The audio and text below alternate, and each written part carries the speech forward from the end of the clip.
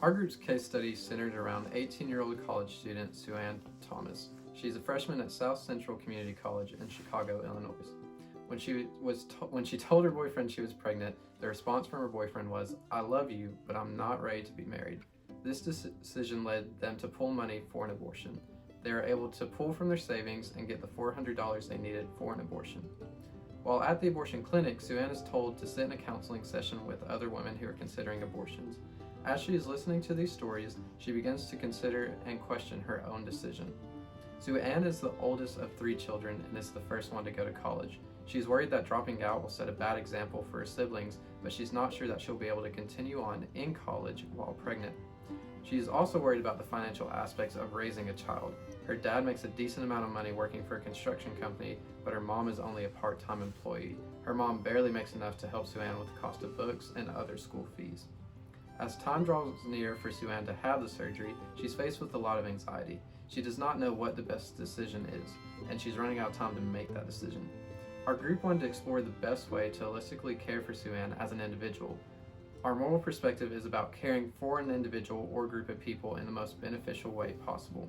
We want to research the various solutions that Sue Ann has and see which one would be best to care for her.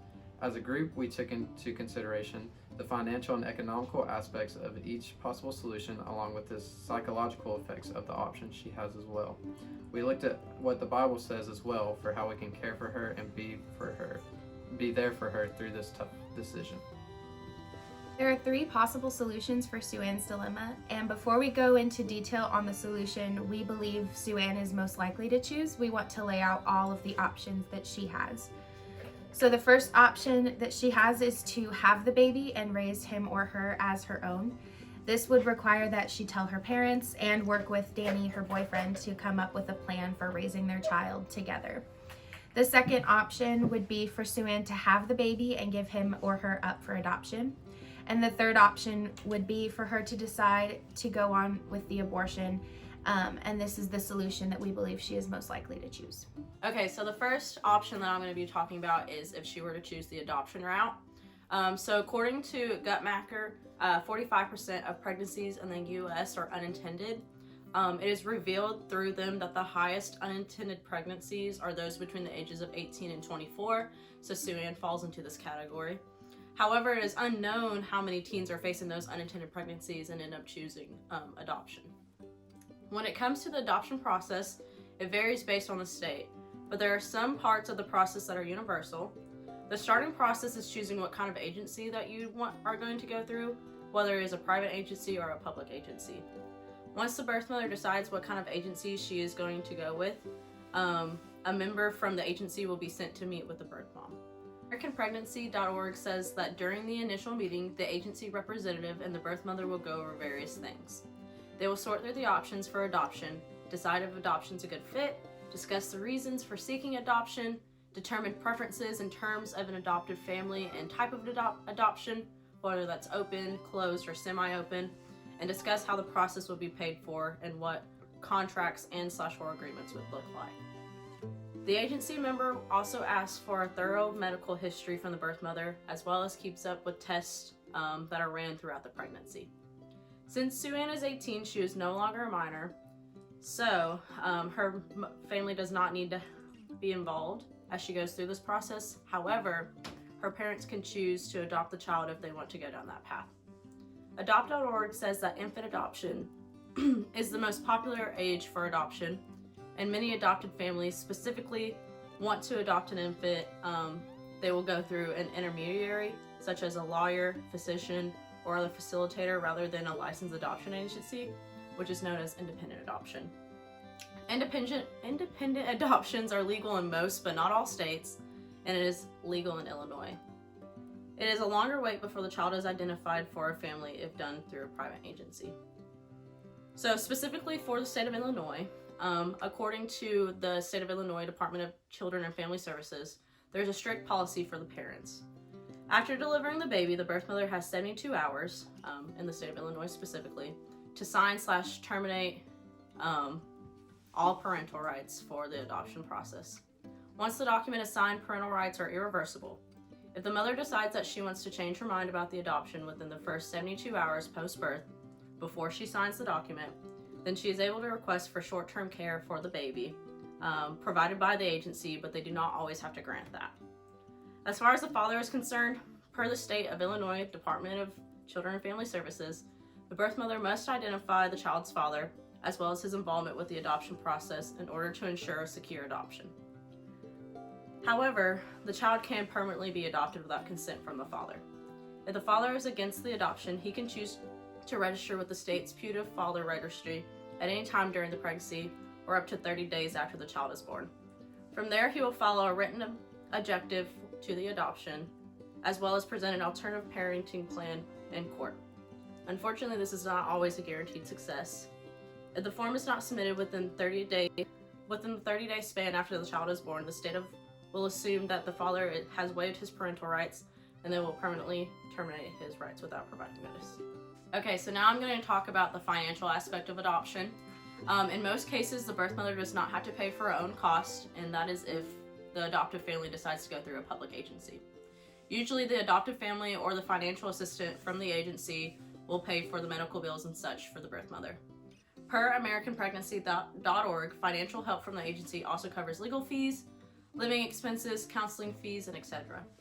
If the adoptive family decides to choose an independent adoption, then the birth mother does not receive counseling, and if the infant develops a special need or any other disability that is not noticeable at birth, then usually the infant is not eligible for financial assistance per adopt.org. Okay, so now I will break down the financial aspects of giving birth to and raising a child. According to an article published by usafacts.org in July of 2022, by 2015, the average total expenses for a middle-income married couple family was $233,610. For Sue Ann, she's obviously in a very different situation because she is not married, and if she does work, it is a very minimum wage job. So she would not be able to, have the financial support that she would need to raise a child. She would need a lot of help that she's not guaranteed to have. The cost of childbirth alone is very expensive. According to an article from the Department of Health and Human Services, in 2019, the cost of giving birth to a child in a hospital was $22,876. This is more than 3 times what was charged in the year 2000, which was $6,340. This cost only applies to giving birth to the child in the facility. It does not account for the cost of an epidural if she chooses to receive one. It does not account for recovery fees while she's in the hospital. It simply accounts for having the child in a hospital. And for Sue Ann and her boyfriend, the thing that makes the most financial sense would just be to have this abortion, because she and her boyfriend already have the money, and it would be a one-time cost of $400 as opposed to these expenses. Throughout the pregnancy, Sue Ann would also have to pay for monthly doctor's visits. According to the Kaiser Family Foundation, the average total cost for pregnancy appointments is about $2,000 for the entire 9-month period. This averages out to about 12 doctor's appointments between $100 and $200 each. According to the U.S. Department of Agriculture, a child born in 2015 costs between $12,980 and $13,900 per year per child. By 2022, that number has increased to between $16,007 and $17,141 per year per child. This is a 23% increase in just 7 years. When breaking down the cost distribution of raising a child, 29% of these expenses goes towards housing, which accounts for mortgage, property taxes, rent or insurance, utilities such as gas, electricity, fuel, cell phone and water bills, and furniture. 18% accounts for food, so this is eating out or groceries throughout the week. 16% accounts for childcare and education, so babysitting costs and tuition from elementary through college. 15% accounts for transportation, so vehicle payments, down payments on a car, gas, maintenance on the car should something go wrong, etc. 9% accounts for healthcare, so doctor's appointments, monthly checkups in case if anything happens for an emergency, that goes there. 7% accounts for miscellaneous things like vacations or extra things, and 6% accounts for clothing. I'm going to branch off what Rebecca said and just wrap up the whole financial aspect. So right now I'm going to discuss the economics of a college student specifically. According to collegeillinois.org, the annual tuition to attend a community college in the state of Illinois ranges from $4,100 to $8,300. IBHE.org shares that in the 2016 and 2017 school year, completion rates for full-time students in Illinois are as follow. 36% graduated, 40% dropout, and 13% transfer. The National Conference of State Legislators tells readers that teen pregnancy does indeed affect graduation rate. It is revealed that 2% of teen moms finish college by the age of 30. 30% of all teenager girls who drop out of school cite pregnancy and parenthood as key causes. 2/3 of families started by teens are poor, so Sue Ann is already at a disadvantage, especially since we do not know what finances she brings to the table regarding if she has a job or not, or if the father is going to be involved physically/financially with the baby. With this, only about 2/3 of children are born to teen moms earn a high school diploma, compared to the 81% of their peers with older parents. Then finally, young women who give birth while attending a community college are 65% less likely to complete college and obtain a degree than women who do not have children during that time. So I'll be discussing the legal aspects of an abortion. So since we are updating the case study and setting it in modern times in 2022, we need to consider the recent overturning of Roe v. Wade by the Supreme Court. It becomes very important in determining if having an abortion is even a legal option for Sue Ann. With the overturning of Roe v. Wade, individual states now have the ability to outlaw/ban abortion rights. Now, if we were to place the setting of the case study here in Tennessee, Sue Ann would not be able to legally get an abortion in her own state. She would likely have to travel to another state where it's legal to get an abortion. However, since we are keeping the setting in Chicago, Illinois, Sue Ann can legally get an abortion. Chicago.gov reports that abortion is both legal and available in the state of Illinois. In 2019, Illinois Governor J.B. Pritzker signed the Reproductive Health Act, which is a trigger law that kept abortion legal. The Texas Law Library defines trigger laws as laws that go into effect once a certain event happens. So in this case, the trigger was the overturning of the court case. So the trigger law was put into effect by the overturning of Roe v. Wade. The American Civil Liberties Union of Illinois reports that with the Reproductive Health Act, people like Sue Ann have a lot of other protection as well. The Reproductive Health Act protects abortion rights regardless of age, gender, identity, sexual orientation, race, class, ethnicity, language ability, or disability status. Sue Ann would also be able to keep the abortion confidential. Medicaid and most other private health insurance in Illinois have plans that are required to cover abortion costs. All in all, for Sue Ann, she can legally have the abortion. She is also able to keep the abortion confidential and not have to tell her parents. There's the possibility of even getting the abortion covered by insurance. But knowing Sue Ann's situation, we assume that she is under her parents' insurance, considering she's still living with them and receiving financial support. So Sue Ann may not have that option. But those are the legal implications of her getting an abortion. In caring for Sue Ann in the most holistic way possible, we have to consider each side of the coin. Chelsvik 2018 found in a survey that most women wanted health personnel to recognize the woman's moral conflicts and decision-making and to be treated as moral decision-makers and given emotional support. If Sue Ann would decide to go through with the abortion, we would advise her and her partner, if he was willing, to pre-abortion counseling. It would not have to be extensive, but JOF 2013 outlines how many women say that their heads know that their situation calls for the abortion, but their heart is being pulled another way due to religious beliefs, moral beliefs, amongst others. Part of that pre-abortion counseling would be getting the head and the heart to connect and be on the same team. Then, for the father of the child, Fagan 2007 found that the degree the father is involved prenatally equally matches his involvement postpartum. If Sue-Ann decides to not go through with her abortion with her situation, there is a high risk for postpartum depression. Sahin 2019 says the older age of women and their husbands, longer marriages, and especially having more than one child mitigated the onset of postpartum depression in the sample. These findings indicate that being young and having a baby briefly soon after marriage could contribute to development of postpartum depression. Then, if this postpartum depression goes untreated, it will inevitably affect the child's well-being as well. In our case study, Sue-Ann goes to a group counseling session with a social worker prior to getting her abortion. This is where we're left in our seeking a solution. Sue-Ann is still not 100% sure of whether she should get the abortion, but she sees abortion as her only option at this point.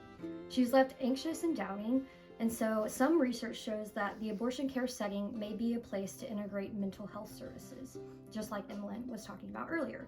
However, according to a qualitative study of abortion patients in 2008, most of the women who had contacted a particular abortion clinic had already made up their minds about getting an abortion. Many of the women also reported feeling nervous about attending mandatory pre-abortion counseling because they were afraid of being judged or dissuaded from their decisions to have an abortion. When asked what she was looking for in pre-abortion counseling, one woman said that she just wants to be validated. Women want to know that the decisions they're making are right for them and that they won't be judged. If pre-abortion counseling is required, necessary, or wanted by the patient, it is important to exercise care towards them by giving them all their options and letting them make their own decision, free of judgment or coercion. Sue-Ann needs to be validated in whatever decision she makes, that she is doing what is best for her. I'll be talking about the Bible stance on abortion. And when asked with that question, most people look to the Bible and they look for a specific answer. Well, there isn't one. See, the Bible doesn't specifically say anything about abortion. But that being said, there are a few arguments to either side. In Paul Fowler's book, Abortion, on page 103, he notes that poverty and abortion have been talked about alongside each other.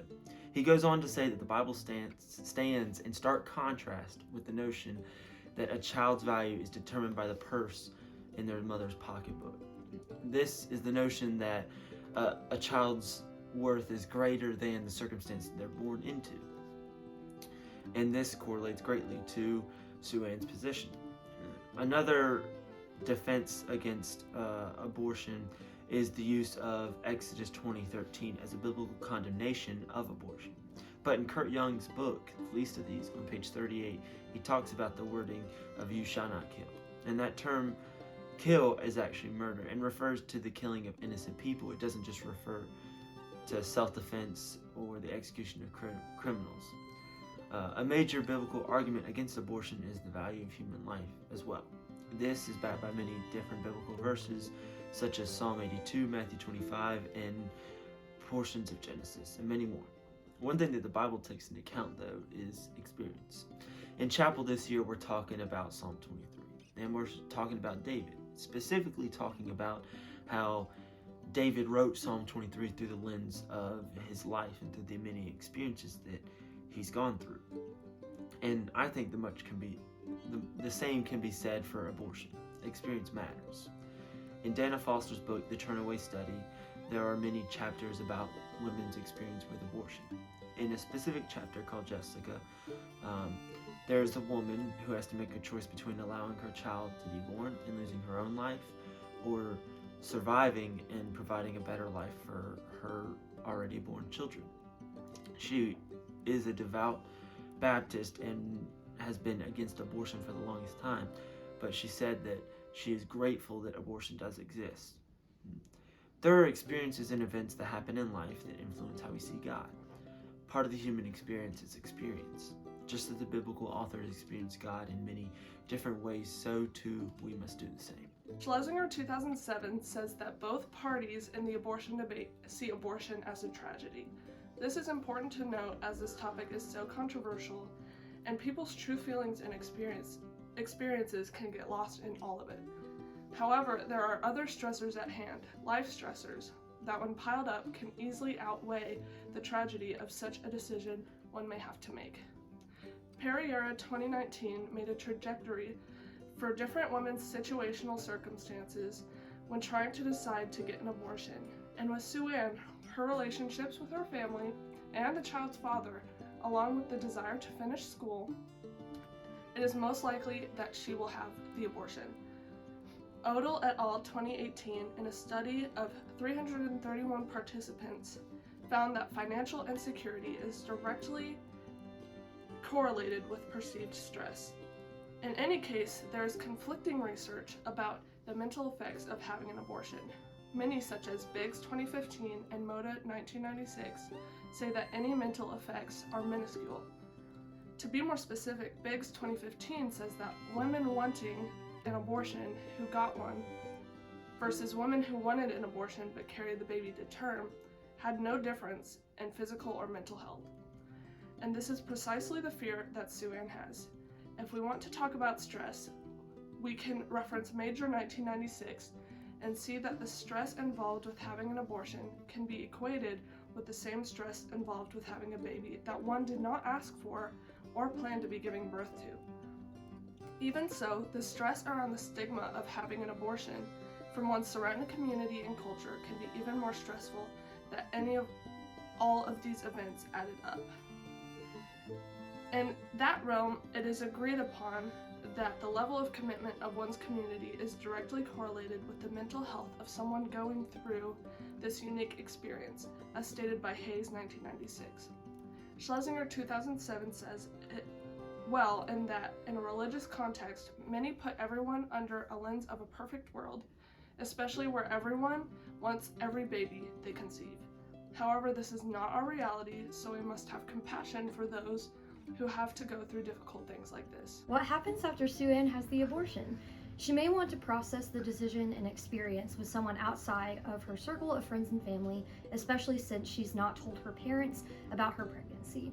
If this is the case, Sue Ann may want to seek out counseling from a trusted pastor or clinical mental health professional.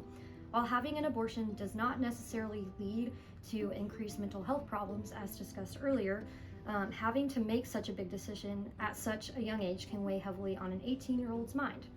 Before we get into the different counseling methods and options Sue Ann may have access to, we want to make it clear that this is entirely her decision, just as it is entirely her decision to have an abortion.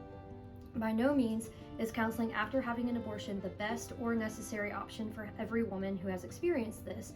However, in Sue Ann's case, we believe this is the direction she is most likely to go in, considering her age and conflict throughout the process. Our moral perspective is to holistically care for Sue Ann. I will specifically be talking about how the church can care for Sue Ann after her abortion.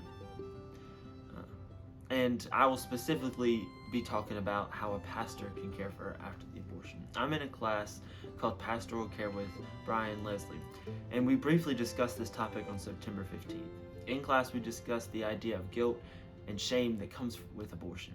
We did not spend much time on this topic, but in terms of the whole idea of guilt and shame, one of the things that we talked about was affirming the truth that God loves you for who you are.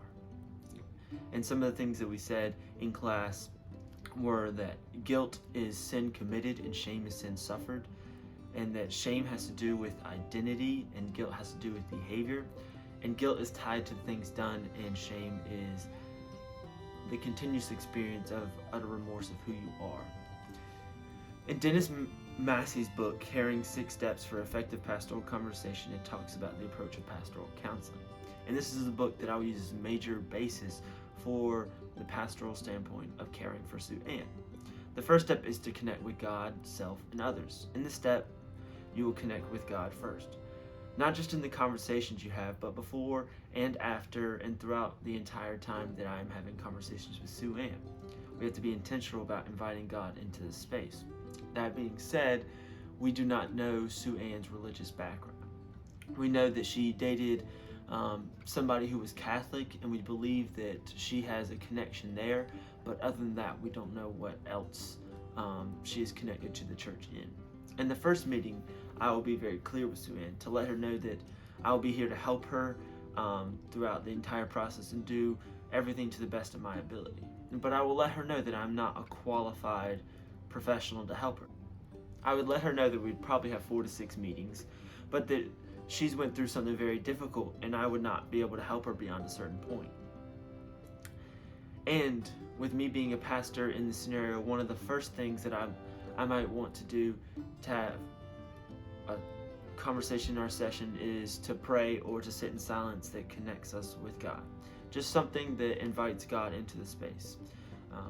Then I would get to know her and her situation and really connect with her. The next step is attending to the journey. In this step, I will decide what help is needed and then decide what caring conversation is appropriate. Then I will attend to where Sue-Ann is, the difficulties she has experienced, and where she wants to be. I will ask her her thoughts, feelings, and actions. The next step is to reach a realistic focus of the conversation. So determine what she wants from this pastoral conversation, these counseling sessions. Whether that is to get involved with the church, to just talk, maybe to meet with a religious counselor, whatever she needs. I will make sure that the conversations in the meetings are geared towards the focus of what she wants to be accomplished.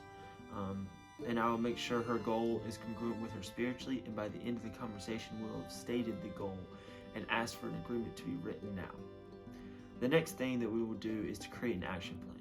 And this step is just to come up with ideas that help her determine what she needs to do and determine what obstacles she will face along her journey. Throughout the meeting with Sue-Ann, we will discern where she is and where she wants to go. Help her create this action plan. Because as I stated earlier, I am not equipped to help her with the depth of her need. I will likely mention to her that she needs more counseling or refer her to a group or something of that nature. But as she is being helped by the pastor and seeking more counseling, the church will be there for her. She will need community at this time to know that people care for her. And just as Christ cared for all of us and loved all of us, that is what the church will do for her. So we recognize that the decision to have an abortion is a very controversial decision.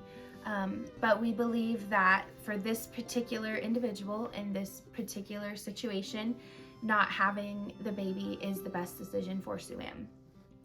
It makes the most sense financially for her, and it is unlikely that there will be any significant psychological effects on her in the future. Based on our group's moral perspective, which is to care for others in the most holistic way possible, we believe that this is the best solution for Sue-Ann to have the abortion and continue in college. Making this decision now allows her to continue her education and eventually go into a career that can help her better care for a child in the future. She will also have plenty of resources in place to help her through her decision and ensure that she is not alone at any step of this process. She will be greatly cared for every step of the way, and that is the best thing for her.